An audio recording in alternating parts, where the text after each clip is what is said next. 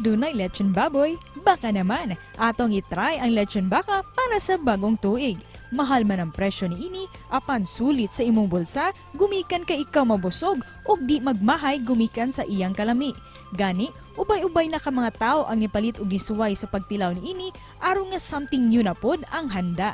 Karong buntaga, atong makauban ang usa sa mga negosyante nga nagluto ni ini diya sa Dakbayan sa Talisay, dinilang sa GMA Regional TV Live. Baka naman mga kapuso, atong pakisayran negosyo sa lechon baka karong panahon na kung sa kapatok ni panahon sa Kapaskuhan ug bagong tuig makauban nato Melissa Sipisip. Maayong buntag, maupay na aga Melissa. Kumusta ka? Welcome din sa programa. Welcome po. Ma'am Melissa, Merry Christmas ug Happy New Year ni mo, ma'am. Kanusa man mo nagsugod ni inyong negosyo sa paglechon baka, ma'am? Ug pila na mo ka tuig ani?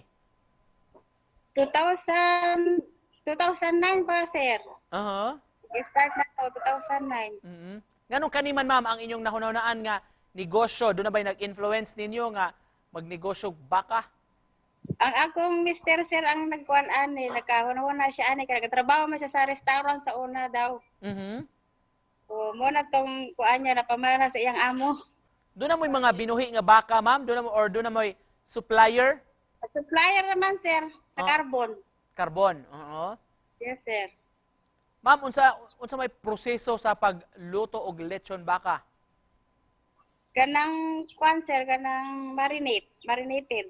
Ang meat. Yes, sir. For how many hours man na i-marinate, ma'am? Kuwaram lang, sir, kanang usa ka oras naman na sa usa na ka paa. Okay. Doblehan pa man na siya. Doblehan og kuan ka ng dressing niya baka nang marinate. So naagyo na special nga putahe, ma'am, or sa pamaagi special nga mixture sa marinate ang imong bana kabalo gid siya unsay mga ingredients ana. Moro gyud siya ang marinate, sir, kanang sweet kuan niya. Ang sweet sauce niya nga kuan marinated ang budlang usa nga daghan man kaayo ang mga ingredients gyud. Daghang sagol. Oo. Pila ka oras po ni ma'am ang pag-andam sa lechon baka? Para man na sa usa ka paa, sa ka oras ang kuan marinated. Pero ang luto ani 2 ka oras, sir. 2 ka oras. Yes, sir. Nganong nindot man ang lechon baka nga ihanda nato karong umaabot bagong tuig? Kaya ang budlang, sir, kamo masiguro ang kaan ang kakuan karon sa tuig ba kanang sa mga tao ba singan oy kanang pinaka the best nilang kuan ba na i-offer sa mga bisita nila gano sa mga party. Kumusta orders ninyo karon, ma'am? Kaloy answer ubay-ubay gamay kada December naman po. Tagpila may kilo, ma'am, sa inyong baligya nga baka?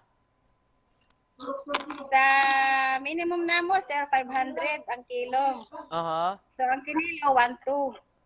Ma'am, karong panahon sa Disyembre, ma'am, Pasko, bagong tuig paingon, mga pila man kabuk ang ubay-ubay gid mo orders, ma'am? Like sa usa ka adlaw pila man ka lechon baka ang inyong andamon? Ay, kuwara po, sir, 5, usahay, 4 ra po sa kada adlaw. Usahay, wala po, ana. Ang kasagaran ko, sir, daghan, ang 24 o 31. 24 o 31. Kadawat na po, bika ng mga 13, 14 sila daw, kaya may tao. Maluto, ana, sir, oy, kaya lisod magpangita og tao.